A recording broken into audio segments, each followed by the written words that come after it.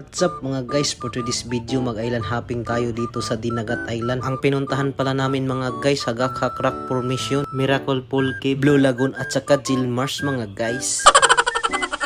Pero bago tayo makarating dyan mga guys, dito tayo magsisimula sa Surigao City mga guys. Lalakad lang tayo dito kasi wala pa tayong masasakyan kasi madaling araw pa to mga guys.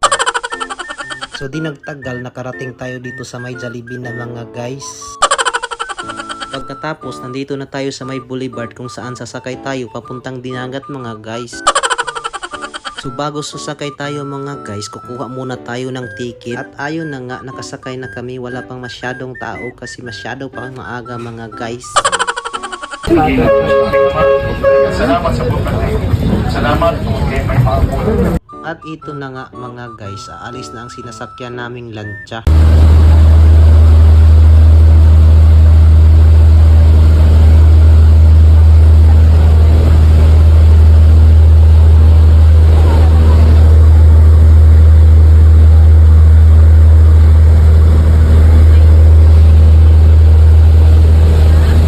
Sa wakas mga guys, nakarating na kami dito sa may pier ng Dinagat Island.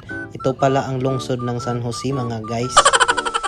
So sa hindi nakaalam mga guys, Surigao City to San Jose Dinagat Island, 1 hour lang pala ang biyahe dito mga guys. Sobrang lapit lang talaga. Bago raman human ang pista diri. Bago raman human. Napili niyo kaya bakit po niyo?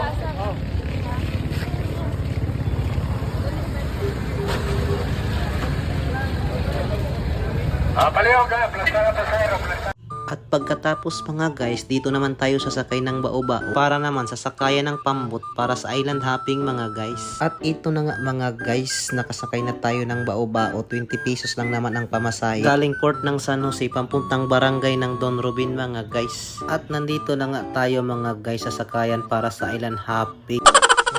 Sa hindi nakakaalam mga guys, Surigao to San Jose Dinagat Island, 200 lang pala ang pamasahe. Pagdating natin sa San Jose, sasakay naman tayo ng bao-bao papuntang Don Robin, 20 pesos lang naman ang pamasahe mga guys.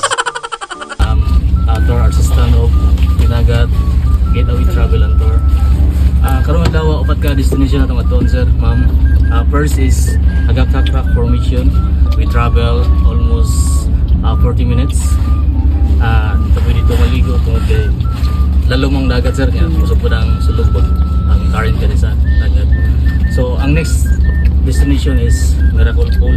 Ang ikadua na itong punta ato sir. Mga dito pwede ito maligo to sir kay one man okay man ang panito. Musunod talaga may niya na ito. Ang third is Blue Lagoon or sa Gilmars sir. Then dito ta magland sa Blue Lagoon. After maglands Gilmars din. So ayun na nga mga guys, nakaalis na kami. Kalami na rabang azod maligo mga guys. At ang una nga naming pinuntahan mga guys, itong Hagak-Hak Rock Formation na sobrang ganda talaga mga guys. Na dito mo lang makikita sa Dinagat Island mga guys.